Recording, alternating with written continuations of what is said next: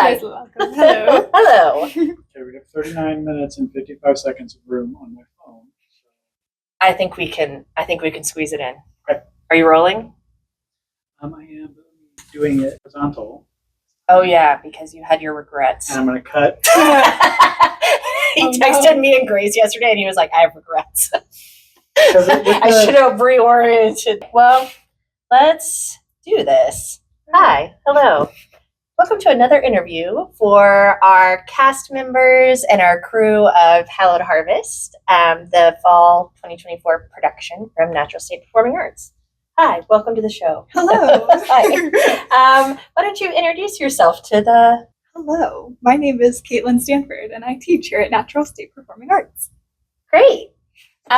What's your main role or your participation in Hallowed Harvest? Well, I get to play the Eidolon in Edgar Allan Poe and give Miss Grace Crackillo some night terrors. Yeah. So that's so very exciting. Yeah, absolutely. Lots of other small roles in Hansel and Gretel and Edgar Allan Poe also. So. Yeah, awesome.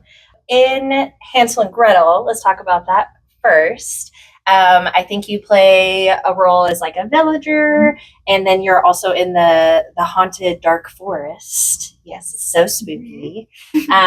What's your favorite scene to like watch or be a part of from Hansel and Gretel? I love getting to be a tree in Hansel and Gretel because I get to watch all the forest creatures and their chaos around me. It's lovely. It's so fun. What about your experience getting to choreograph for Hansel and Gretel? So I know that you have a special section that you've worked a lot on with our villain. Can you talk about that a little bit? Yes, I got to choreograph a tap solo for Mr. Devon as the villain in Hansel and Gretel.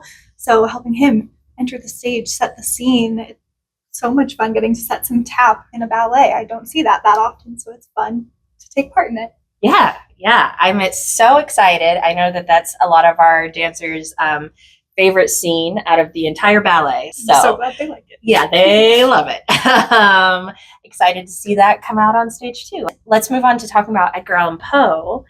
So for that part of the ballet, I know that you're a big reader, you're interested in literature. What do you think about taking kind of some of those writings and turning them into, a full-scale dance production like this? I think it is so exciting to see these literary pieces come to life on stage. I know watching the ballets growing up, seeing the Nutcracker on stage was incredible, and learning that it came from a book as well. So maybe we are making the history here as well with Edgar Allan Poe.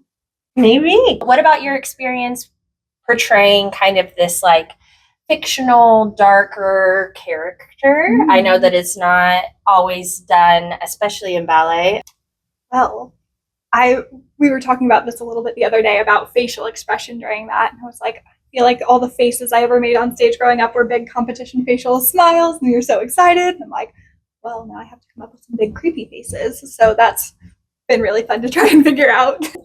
In Hansel and Gretel, you kind of play, you play a lot of different roles, but a lot of your time on stage is kind of spent being a support for the children, since that's a children's show. Yes. In Edgar Allan Poe, you're part of a kind of a more mature cast, definitely able to focus on like character work, that kind of stuff. Can you talk a little bit about the difference in your approach between those two and in your experience?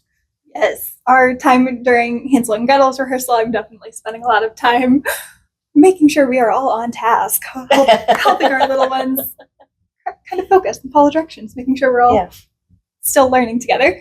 And in Edgar Allan Poe, I get to be the one learning, so I'm not having to tell everyone to keep their eyes on Miss Katie. I get to keep my own eyes peeled, watching, learning.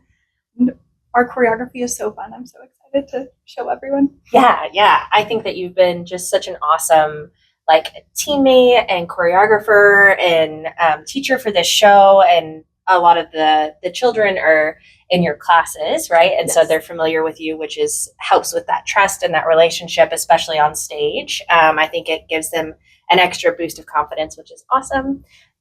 What do you think audiences might like take away from this show or experience? I think it would be really great to kind of introduce a new audience to Edgar Allan Poe if they haven't experienced his works before.